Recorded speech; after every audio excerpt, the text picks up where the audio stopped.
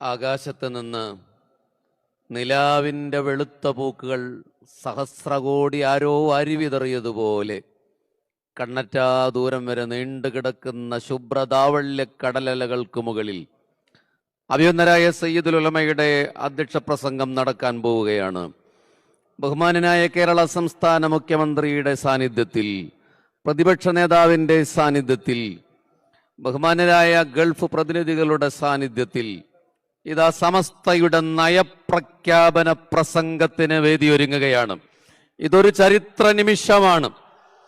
1 നൂറ്റാണ്ട് നീണ്ട സേവനഗാഥയെ സമൂഹ മനസ്സുകളിലേക്ക് വീണ്ടും ഉയർത്തിപ്പിടിക്കുന്ന അഭിമാന നിമിഷം.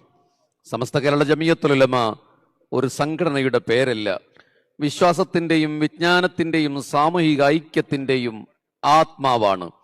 100 വർഷമായി മതവിദ്യാഭ്യാസം, ആത്മീയ വളർച്ച, സാമൂഹിക പുരോഗതി, മാനവിക സേവനങ്ങൾ എന്നിവയിലൂടെ വഴിയിലൂടെ സമൂഹത്തെ കരുത്തോട് മുന്നോട്ട് നയിച്ച മഹത്തായ പ്രസ്ഥാനത്തിന്റെ ശതാബ്ദി ആഘോഷ സമ്മേളനത്തിന്റെ സന്തോഷ മുഹൂർത്തത്തിൽ ആത്മജ്ഞാന വഴികളിൽ ദിശഭാഗ്യ യമനി തരീമി പാരമ്പര്യത്തിന്റെ ജിഫ്രി കബീലയിൽ മലയാളി മുസ്ലിമിന്റെ സമസ്ത കേരള ജമിയത്തുൽ ഉലമയുടെ നേതൃഗരിമ ഓരോ പ്രസംഗവും ഒരു ചെറുപുസ്തകം പോലെ മനസ്സിൽ പ്രിന്റ് ചെയ്തു വെക്കാവുന്ന ജ്ഞാനശോഭ നനുത്ത ഒരു ചെറുമഴയായി തുടങ്ങി.